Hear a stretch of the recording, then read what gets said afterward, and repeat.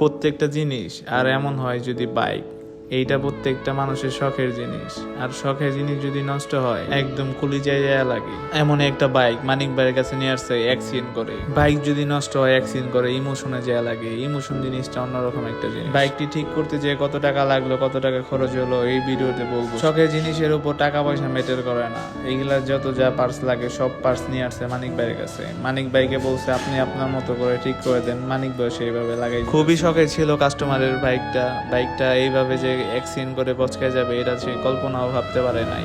খুব সুন্দর করে মানিক ভাইয়ের সার্ভিস করে দিতেছে মানিক ভাইয়ের লোক দিয়ে। আদার যে কাজগুলা ছিল সেগুলাও কমপ্লিট করছে 2-3 দিন পরে। এইটার যে বল ডিজারের কাজ ছিল ওইটাও কমপ্লিট করে দিতেছে খুব সুন্দর। মোল্লা মোটরসে যারা আসেন সবাই মোল্লা মোটরসকে বিশ্বাস করে, মানিক ভাইকে বিশ্বাস করে আসেন। মানিক ভাই কখনোই কোনো কাস্টমারকে নিরাশ বা হতাশ করে। মানিক ভাই সবসময় কাস্টমারের ভালো দিকটাই চিন্তা করে, কিভাবে কাস্টমারের টাকা সেভ হবে, কিভাবে কাস্টমারের টাকাটা সেভ করা যায়।